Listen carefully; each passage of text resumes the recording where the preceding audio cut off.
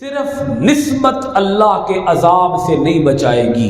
بعض لوگ کہتے ہیں جی ساری نسبت ہے جی بڑے اچھیاں پیران نال اسی بیعت جے کر لئیے، اسی انہاں دے مرید جے ہو گئے ہیں، کہتے ہیں لوگ کہ نہیں کہتے؟ ہاں میں جی فلانے پیر صاحب دا مرید ہاں تے میں تے عذاب آنے ہی نہیں جی، چرس بھی پینی ہے تے نشہ بھی کرنا ہے تے جتنے غلط کام نو وہ بھی کرنے جی، بوٹی بھی گھول کے پینی ہے تے پھر کہنا نہیں نہیں اسی تے علی نو منن والے ہاں، اسی تے علی نو منن والے ہاں، ساڈا بیڑا تے انجی پار ہے۔ اگر ایسے بیڑا پار ہونا ہوتا تو لوط علیہ السلام کی بیوی کا پار ہو جاتا، وہ پیغمبر کی بیوی ہے۔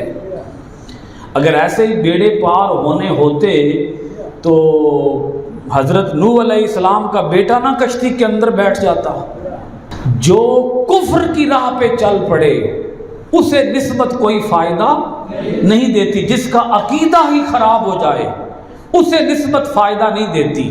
ہاں جس کا عقیدہ درست ہو اور عمل میں کہیں گڑبڑ ہو، عمل میں کہیں نقص ہو، تو اگر اللہ تعالیٰ چاہے گا تو نسبت کے صدقے معاف فرما دے گا، لیکن اس کے لیے کم سے کم عقیدہ درست ہونا شرط ہے۔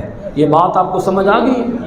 نسبت بچا لیتی ہے اس وقت جب کہ عقیدہ درست ہو، عقیدہ ہی درست نہ ہو تو پھر نسبت بھی بچا نہیں سکتی۔